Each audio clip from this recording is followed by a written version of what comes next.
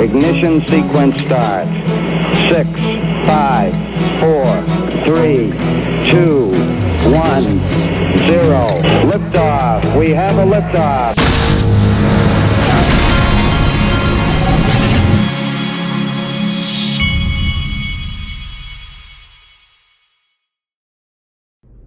Hey everybody, this is the Digital Asset Investor, and I am tired.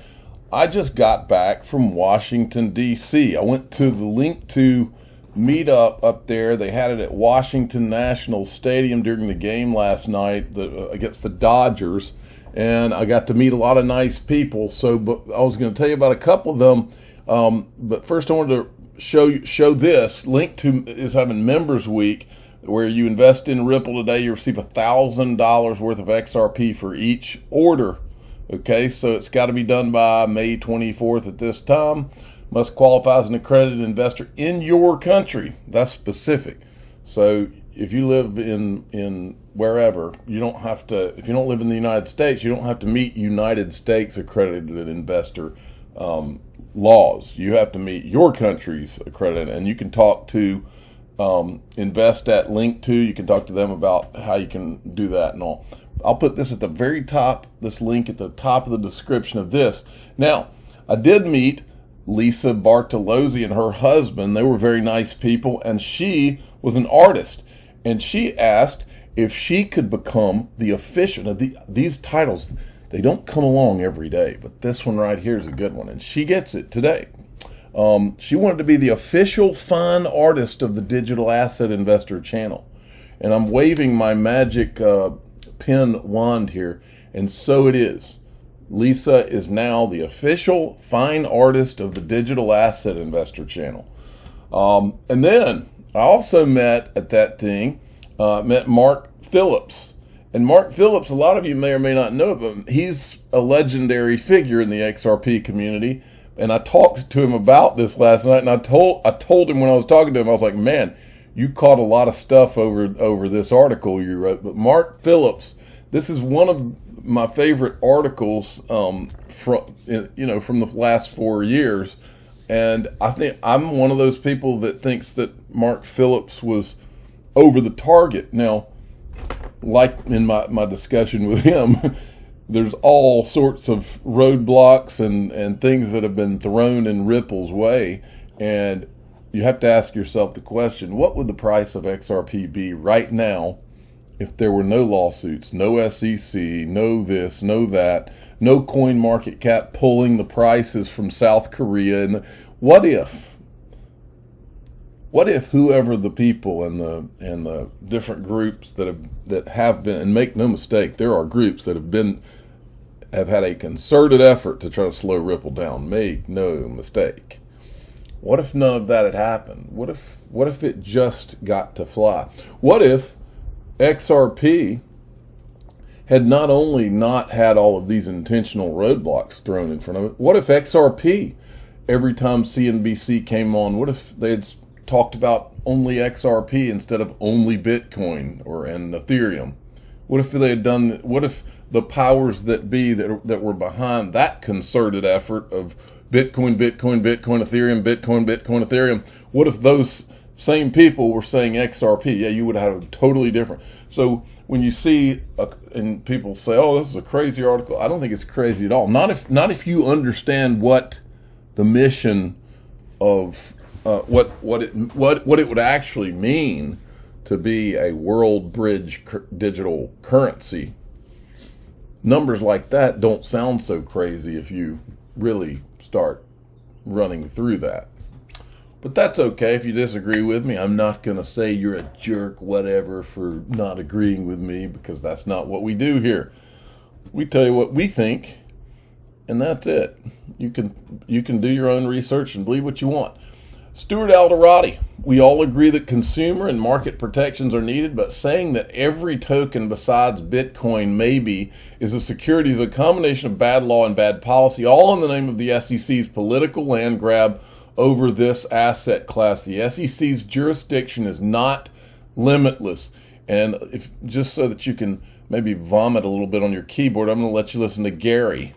There's no reason to treat the crypto markets differently just because different technology is used. We should be technology neutral, but not policy neutral about these core public policy goals that we've laid out, we've debated. Congress has come together with prior administrations and embedded in laws. The SEC is embedded in regulations. New technologies come along all the time. The question is how we adjust to those new technologies. But make no mistake, we already live in a digital age. Man, what would happen if this guy had to come out of his house and actually face the fire and wasn't just sitting there reading off of his computer? Imagine the pressure that this guy would be under if he was forced by Congress to actually come sit in front of them. Like John Deaton says, this guy will quit so fast, your head will spin.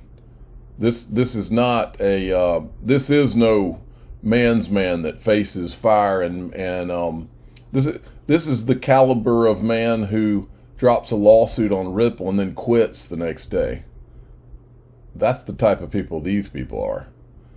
It starts with a C if you're wanting a word for it. Then the Financial Services GOP says this: the digital asset ecosystem needs clear rules of the road to both protect investors and foster innovation.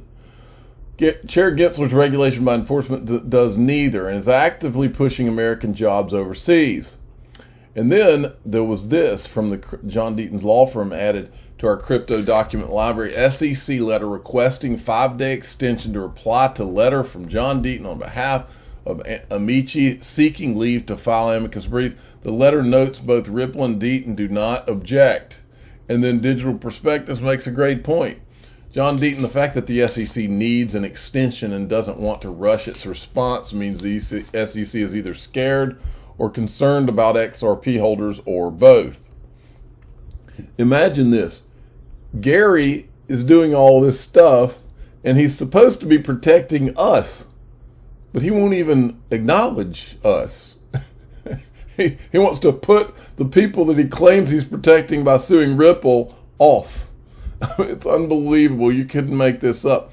Brad Garlinghouse is being seen all over the place at the World Economic Forum. And folks, as I go into this, look at it again, because Link 2 has, I believe that there's going to be a day, maybe sooner rather than later, that nobody's going to be able to get Ripple shares unless maybe when Link 2 creates a secondary market where you can sell your own shares. But these guys, I mean, this stuff's been flying off the shelf for what, a year every time it's put up? Now wait till you see some of the things Brad Garlinghouse is saying and the people that he's around and on the same page with. You can really see it, the picture coming together. Okay, so there's a picture that was floating around, and then here's a clip of Brad Garlinghouse on Fox Business from Davos. And when you hear this, by the way, if you think Brad Garlinghouse is not listening to the YouTube channels and the social media out here, think again. Because this is something we've been saying for a long time, that we're the adults in the crypto room. Listen to him. Well, I think the whole industry needs to be more transparent. I think that applies to Tether. I think that applies to, the whole industry. From the earliest days, Ripple and the XRP community, we've tried to lead by example. We've really tried to be the adults in the crypto room. Ripple and the XRP community, we've tried to lead by example. We've really tried to be the adults in the crypto room. And it's the reason why I've come here to Davos and met with finance ministers from around the world, CEOs of banks from around the world, to talk about how these technologies can actually solve real world problems and reduce costs and improve the efficiency of particularly cross-border payments, an area that here at WEF they care a lot about, a population that's paying the most for remittance costs that can least afford it. Oh, man. And then there was this from Ripple. It was an honor to meet with the Prime Minister of Georgia to discuss blockchain and crypto at the World Economic Forum. And that's Monica Long from Ripple sitting beside him.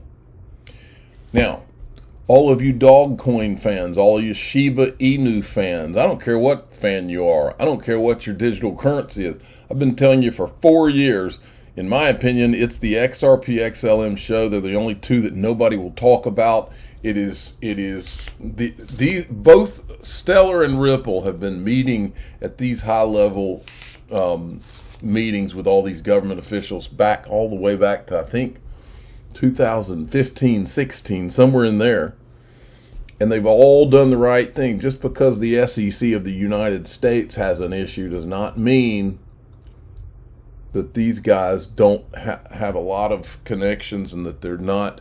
Now remember what the I love a lot of these different Twitter accounts and different people on social media that left. As I go through the rest of this, remember this. USDC, which is Circle, backed by Goldman Sachs. USDC runs on the Stellar network. XRP, what we've always said is that XRP would be the objective was to be a bridge digital currency. You can see it forming right now.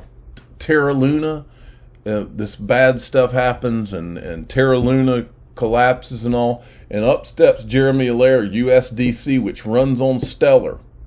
And in these clips I'll show you in a minute, he's sitting right there beside Brad Garlinghouse talking about how now we need interoperability. Well, what better interoperability could you get than between Stellar? So let's picture this. USDC, what if that became the US digital dollar and it runs on Stellar? And then the walled garden of the United States comes down and what makes it interoperable? The XRP ledger hooks to the Stellar network. And then you're able to use that XRP bridge digital asset to go to wherever you're going next, Brazil or whatever. Boy, does it make sense. Why would you connect to any other two than Stellar and XRP ledger? And look, I remember Kendra, that's what Kendra Hill said. She said Stellar would be a world currency and that XRP would handle the derivatives and be like a bridge. Boy, I'll tell you what, maybe some of these people did know something. And then, so you had this, and then here was another picture of them standing there, and then, and that's this is from Leonidas. Then Leonidas had captured the video of this. This is Brad Garlinghouse. That's Jeremy Allaire right there from Circle, Goldman Sachs backed Circle. All right, and then he put out the video of this, and I took the liberty to clip out only the Brad Garlinghouse parts, and then I'm going to play you one part from Jeremy Allaire. Look, I agree with everything you just said, and the point that jumps out at me the most is in a moment of crisis, these are the kinds of money movements that are the most critical to a population that is most fragile. The WEF's motto is about improving the world, and I think it's almost a tragedy that the people who can least afford it are the ones paying the most. Looking at your data, we can say that the mobile wallet at 1.7% and celebrate that that's much, much, much better. But I would ask the question why isn't it 17 basis points? Money today is ones and zeros. You can send an email to anywhere in the world for effectively nothing. Why is it even 1.7%? And I think the good news is we can get there. There are hurdles, and more so than anything else, I think the hurdles is the incumbency of existing players, and I mean that as relates to corporates as well as governments, who sometimes don't always have a shared incentive of what's in the best interest of those populations that might be most fragile and in most need of those, in a moment of crisis, funds from loved ones, home, what have you. Make a bet about where the future is going. I actually think, and partly building on something Jeremy said, I think one of the hardest parts of actually solving this, Jeremy, I think very correctly said the word without permission. And I think one of the things we lose sight of is I think there's a lot of businesses that have very compelling solutions. You're hearing about some of them here, but governments matter. And we live in a world of government controlled. The financial systems in G20 markets are regulated, and I'm not even saying that's necessarily a bad thing or good thing. It just is. I don't think that's going to change in my lifetime. And one of the challenges, of course, here are core financial regulations like KYC, know your customer. And a regulator hears the expression without permission, they take a deep breath and they're like, wait a minute, no. If that's without permission, I need to know and make sure that that's not money laundering. I need to make sure that's not human trafficking. I need to make sure that's not drug X, Y, and Z. I need to make sure that's not terrorist financing. And I think, just regulatory frameworks are obviously there for a reason and to protect various aspects of society. You've heard me say 1,000 times it was never Bitcoin, folks. This idea that somehow Bitcoin is going to replace governments, they'll, like Brad Garlinghouse says, I think he says it in this clip, they'll bring out the tanks and the guns. It's not going to happen. I think he said Ben Bernanke told him that. I'm not going to play the rest of that. I don't want the video to go too long, but you should go and listen to the whole thing. I do want to play, this is Jeremy Allaire. Now remember, he is USDC, the stable coin that runs on the Stellar Network. Okay? There are no coincidences. Imagine USDC being the digital currency, the CBDC for the United States, and then when the money leaves the United States, wall comes down and it goes through XRP. Imagine that. Wouldn't that be something? That would be everything coming full circle. And we might have to do some victory laps on this channel. Listen to what he says. Requirements that emerge, but we have to preserve digital cash. That has to work on the open internet. It has to work interoperably with anyone, anywhere. That's how we're going to solve this problem. And I think we're really close. I mean, USDC itself we've seen over $3.5 trillion of transactions directly on the internet between counterparties. And so if we can, improve it with more scalable blockchain technologies like, Brad's company provides, and we can make this extremely low cost to move, and then enable individuals with digital wallets that can interact, and you can scale into the risk, right, is the way I like to think of it. But at a base layer, if you want to solve for this problem, governments have to accept that people want digital cash. That is a product that they want. And from a remittance perspective, that's critical. If you want to educate someone and say, hey, you should do this digitally, they want to know, is this as good as cash? Can someone turn it off? Can they turn it off? Is it as good as what I get when I get cash? And I think we need to answer that question definitively as a society if we want to solve this remittance problem. Very interesting that they're sitting there on the same page right there. All right. And then here's Brad Garlinghouse also talking about Luna. Putting it in context, I'm going to give Lou credit. He said something to me before we started talking. Some people are calling the Luna overall debacle a Ponzi scheme.